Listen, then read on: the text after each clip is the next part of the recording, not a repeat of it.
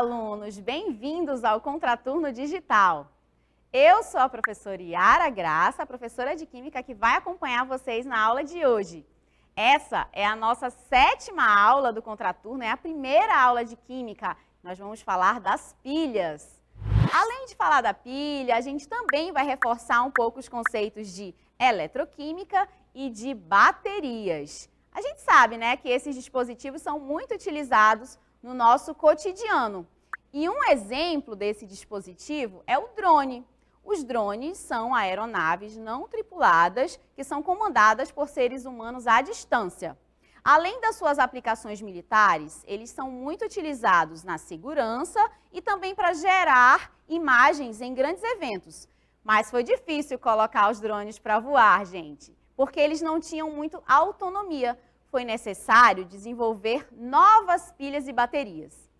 E essas pilhas e baterias, elas precisavam ter uma maior autonomia, baixo ruído, também elas precisavam ser mais leves e conseguir gerar uma quantidade de eletricidade, uma carga muito maior. Mas o que são esses dispositivos? Como que eles funcionam? Vamos aí para a nossa pergunta. O que é uma pilha e bateria? Uma pilha nada mais é do que um dispositivo que consegue gerar eletricidade a partir de uma reação química, que é a reação de óxido-redução espontânea. Na eletroquímica existem dois processos. Aquele em que uma reação química gera corrente elétrica, que nós chamamos de reação de óxido-redução, é a nossa famosa pilha, e o processo contrário, que é aquele em que a corrente elétrica consegue gerar a reação química, que é chamado de eletrólise. Esse processo não é espontâneo, então não confundam os dois processos. Agora a gente vai conhecer um pouquinho mais da história da pilha, sendo que o primeiro que desenvolveu essa pilha, essa primeira pilha, foi o Alessandro Volta. A gente vai dar uma olhadinha na animação que fala sobre esse experimento. A primeira pilha elétrica foi criada por Alessandro Volta, um físico italiano, em 1800.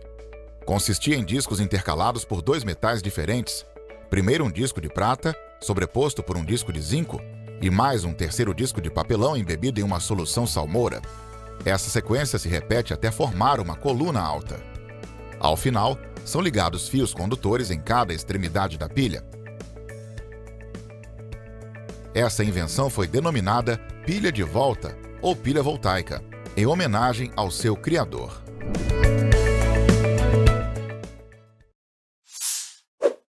Em 1836, o químico e meteorologista inglês John Frederick Daniell desenvolveu uma pilha diferente da pilha de volta. Ele substituiu as soluções ácidas por soluções salinas, fazendo com que esses experimentos ficassem menos perigosos. Na pilha de Daniell, a gente pode observar dois eletrodos interligados, também soluções aquosas de sal, que a gente chama de soluções salinas, e a presença dos eletrodos metálicos. Agora a gente vai ver uma animação que vai ajudar a gente bastante a entender sobre o experimento de Daniell. Esta é a pilha de Daniell. Lembrando que toda pilha tem a capacidade de gerar corrente elétrica a partir de uma reação de óxido-redução. Você está observando os dois eletrodos dessa pilha. O primeiro deles é o ânodo, também chamado de polo negativo da pilha. Nele ocorre a reação de oxidação do zinco. Nesse sistema, a gente observa uma placa de zinco metálica e uma solução de zinco. O outro eletrodo é chamado de cátodo, polo positivo da pilha, em que ocorre a redução do cobre, como você também vê na equação. Nesse sistema, a gente encontra uma placa de cobre e uma solução de cobre. Daniell percebeu que se conectasse esses dois eletrodos com um fio condutor, era possível gerar eletricidade. O sentido do fluxo dos elétrons é sempre do ânodo para o cátodo. A ponte salina também é muito importante. A principal função dela é equilibrar os íons na solução. ela é formada de um sal muito solúvel e ela tem as extremidades formadas a partir de um material poroso, para que os íons possam circular por ela. Agora a gente vai dar uma olhadinha nas placas, começando ali com a placa de zinco. Vamos ver o que acontece. À medida que a pilha está em funcionamento, essa placa perde a massa por conta da reação de oxidação natural do zinco. Já na placa de cobre, o que a gente consegue observar? Que à medida que a pilha está em funcionamento, a sua massa será aumentada por conta da reação de redução.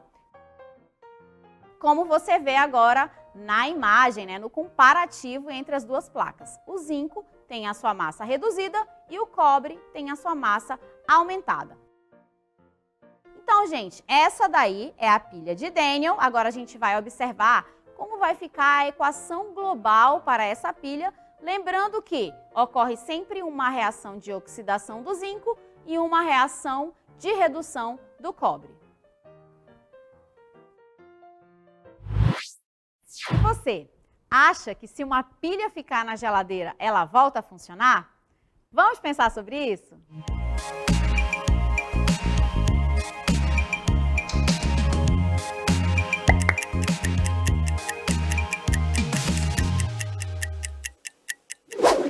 Toda pilha produz amônia gasosa no cátodo. E essa amônia envolve a barra de grafita, dificultando o fluxo dos elétrons, fazendo com que a pilha pare de funcionar, mesmo ainda não tendo alcançado essa carga máxima.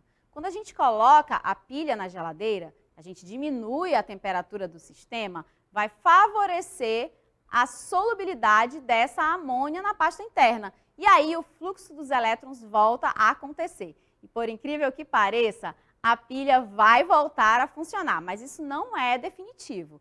À medida que todo o dióxido de manganês se transforma em trióxido de manganês, aí não tem jeito. Ela não vai funcionar mesmo que você coloque na geladeira.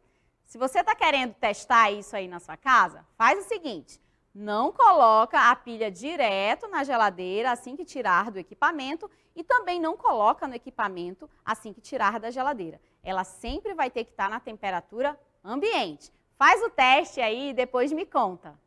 Outra coisa importante das pilhas é nunca tentar desmontá-las. Primeiro, porque uma pilha possui muitos metais pesados. Depois, outras substâncias tóxicas, mesmo em pequenas concentrações, elas podem causar muitos prejuízos para a saúde. Nesse momento da aula, você já deve estar se perguntando, se as pilhas e baterias são tão perigosas assim, o que a gente vai fazer com todo esse equipamento eletrônico? O lixo eletrônico tem se tornado um problema ambiental e social muito complicado para a nossa atualidade. Por trás da alta tecnologia dos celulares, computadores, máquinas fotográficas, tablets, há a degradação do meio ambiente, da água, do solo e do ar. E esse consumo, gente, não para de crescer. O Brasil é um dos principais produtores de lixo eletrônico do mundo. Principalmente aquele tipo de lixo eletrônico de alta tecnologia, como computadores, tablets, celulares, máquinas fotográficas, entre outros. 53,6 milhões de toneladas desse tipo de lixo foram produzidos em 2019. E pasmem, 2,1 milhões de toneladas por habitante. Nós somos o 5º país que mais produz esse tipo de lixo. Tomar consciência do problema, discutir ações de descarte do lixo eletrônico e principalmente frear essa febre consumista pode ser um passo para que a gente possa resolver esse problema de maneira permanente. Agora a gente vai para o nosso Aplicando.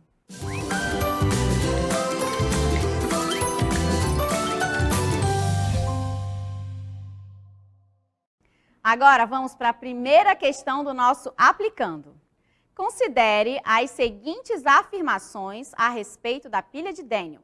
Você está observando aí na imagem a pilha de Daniell, uma pilha formada de zinco e cobre. Nós temos agora algumas afirmativas e a gente vai analisar cada uma delas.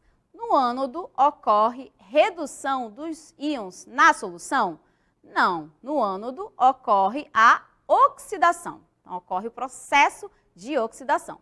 Segundo, no cátodo ocorre redução? Sim, no cátodo ocorre a reação de redução. Está correta a segunda questão.